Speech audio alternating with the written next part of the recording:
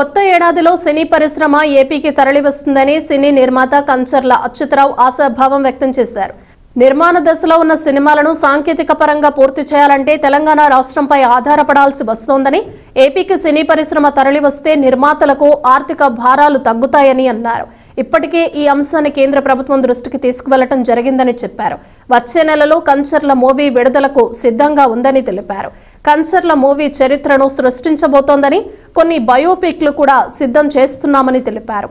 మరి ఆ సినిమా కూడా మంచి నేము వచ్చింది, మనకి క్రియేషన్స్కి వచ్చింది. అలాగే హీరో ఉపేంద్రబాబు యాక్టింగ్ కూడా మంచి మార్క్సే వచ్చాయి.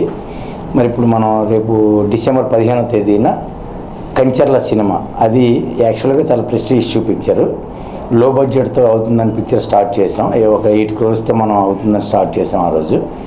అది లాస్ట్కి 35 crores వరకు ఆ పిక్చర్ వెళ్ళడం జరిగింది.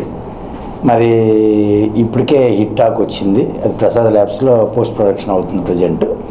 మరి అది రేపు డిసెంబర్ 15 తర్వాత ఆ సినిమా రిలీజ్కి మనం రెడీ చేస్తున్నాము. ఏదైనా పెద్ద సినిమాస్ ఉన్నాయి, మన పుష్ప 2 కూడా ఉంది. అది అయిన తర్వాత మన సినిమాని రిలీజ్ చేయాలన్న ఒక ఆలోచనతో మనం ఉన్నాము. దీని తర్వాత ఎవ్రీ మంత్ ఒక సినిమా, అంటే మిగతా 7 సినిమాలు కూడా 70 to 80% అయిపోయాయి. సాంగ్స్, ఫైట్స్ బ్యాలెన్స్ ఉన్నాయి. అవి కూడా ఫిబ్రవరితో మొత్తం టోటల్గా క్లోజ్ చేసేస్తున్నాం. ఆ షూటింగ్స్ కూడా అవి అయిపోయిన తర్వాత, మొన్న నేను ఫిల్మ్ ఫెడరేషన్ చైర్మన్గా నేను ఎలక్ట్ అయిన తర్వాత ఫెడరేషన్ నుంచి ఒక సినిమా తీసి, ఆ సినిమా ద్వారా కార్మికులందరికీ కూడా కొన్ని, అంటే ఆల్రెడీ ఈరోజు కార్మికులు చాలా దీనావస్థ పరిస్థితిలో ఉన్నారు. ఎందుకంటే సినిమా ఇండస్ట్రీ అంటే మన ఆంధ్రప్రదేశ్ విడిపోయి నేటికి 11 సంవత్సరాలు అవుతున్నా సినిమా ఇండస్ట్రీ అనేది ఇప్పటివరకు ఇంకా ఎక్కడ కూడా విడిపోలేదు. ఏది కావాలనుకున్నా తెలంగాణకే వెళ్ళాల్సిన పరిస్థితి ఏర్పడింది. ఇక తెలంగాణకి వెళ్ళిన తర్వాత ఏమవుతుందంటే, రిజిస్ట్రేషన్ దగ్గర నుంచి ఈ ఆర్టిస్టుల దగ్గర నుంచి మొత్తం A to Z, అంటే స్టూడియోస్ అన్నీ కూడా హైదరాబాద్లోనే ఉన్నాయి. ఆంధ్రప్రదేశ్ ఎప్పుడైతే సెపరేట్ అవుతుందో అప్పుడు విశాఖపట్నం, విజయవాడ, రాజమండ్రి మెయిన్ సెంటర్స్లో కొన్ని స్టూడియోస్ వస్తాయి. మాలా నిర్మాతలు అందరం కూడా అలా ల్యాండ్స్ ఎక్వైర్ చేసుకుని రెడీగా ఉన్నాం. గవర్నమెంట్ ల్యాండ్స్ ఇచ్చినా ఇవ్వకపోయినా మా ఓన్ ల్యాండ్స్లో అని చెప్పైనా మేము స్టూడియోస్ నిర్మించడానికి రెడీగా ఉన్నాము. అప్పుడు ఏమవుతుందంటే, ఆంధ్రప్రదేశ్లో కొన్ని లక్షల మంది ఎవరైతే ఈ 24 క్రాఫ్ట్స్లో ఉన్నారో, అంటే 64 కళని 24 క్రాఫ్ట్స్ అంటాం మనం సినిమా లాంగ్వేజ్లో. మరి 24 క్రాఫ్ట్స్ ఆర్టిస్టులు అందరూ కూడా చాలా నిరుత్సాహంలో ఉన్నారు. వాళ్ళకి ఇళ్ల స్థలాలు ఇప్పటి నుంచి గవర్నమెంట్ ఇస్తామని చెప్పింది. ఏ గవర్నమెంట్ వచ్చినా వాళ్ళ కోరిక అది నెరవేరట్లేదు. మరి సినిమా ఇండస్ట్రీ మన రాష్ట్రానికి వచ్చిన తర్వాత మాత్రమే ఈ రాష్ట్రం ఇవ్వగలుగుతుంది.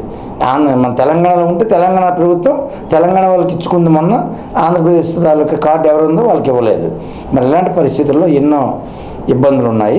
ఈ సినిమా ఇండస్ట్రీ రావడం వల్ల ఏమవుతుందంటే, మాకు నిర్మాతలకు కూడా కొంత వెసులుబాటు ఉంటుంది, రాయితీలు వస్తాయి. ఇక థియేటర్స్ కూడా ఇప్పుడు చాలా కష్టంగా ఉంది. అంటే ఒక 2-3 చేతులు థియేటర్స్ అన్నీ కూడా ఉండిపోయాయి. ఆ థియేటర్స్ ఏదైనా పిక్చర్ రిలీజ్ చేయాలంటే ఆ థియేటర్స్ దొరకట్లేదు. ఆంధ్రప్రదేశ్లో ఉండి కోట్లు ఖర్చు పెట్టి ఇక్కడ మన సినిమాలు తీసుకుని మన ఆర్టిస్టులంతా మనం సపోర్ట్ చేసి అన్నీ చేస్తున్నా కానీ, మన ఆంధ్రాలో ఉన్న థియేటర్స్ కూడా మన చేతిలో లేకుండా తెలంగాణ వాళ్ళ చేతిలోనే ఉండడం జరిగింది. మరి ఇవన్నీ కూడా చాలా ప్రాబ్లమ్స్ ఉన్నాయి. మరి అవన్నీ చూసుకొని మేము ఫైట్ చేస్తున్నాము. మరి కార్మికులందరూ కూడా ఒక తాటి మీదకి వచ్చారు. రీసెంట్లీ అది ఆల్రెడీ చంద్రబాబు నాయుడు గారికి ఒక వినతి పత్రం ఇచ్చాము, లోకేష్ బాబు గారికి ఇచ్చాము, అలా పవన్ కళ్యాణ్ గారికి కూడా ఆల్రెడీ ఇండస్ట్రీ గురించి ఆయన తెలుసు కాబట్టి ఆయనకు కూడా మేము చెప్పడం జరిగింది. మరి ఏది ఏమైనా కానీ SSLS క్రియేషన్స్ ద్వారా మంచి సినిమాలు తీసి కార్మికులు, కొన్ని లక్షల మంది కార్మికులకి మేము సేవ చేయాలని ఒక నిర్ణయంతో మేము మంచిగా సినిమాలను ప్లాన్ చేసుకున్నాం. మా బ్యానర్ మీద కంటిన్యూటీ పిక్చర్స్ అనేది రావడం అనేది జరుగుతుంది. యాక్చువల్గా చాలామంది ఏం చేస్తారంటే, బయోపిక్స్ అప్పుడు నడిచాయి మొన్నటి వరకు. మాది యాక్చువల్ బయోపిక్ కాదు. కాకపోతే ఏంటంటే, మా తాతగారు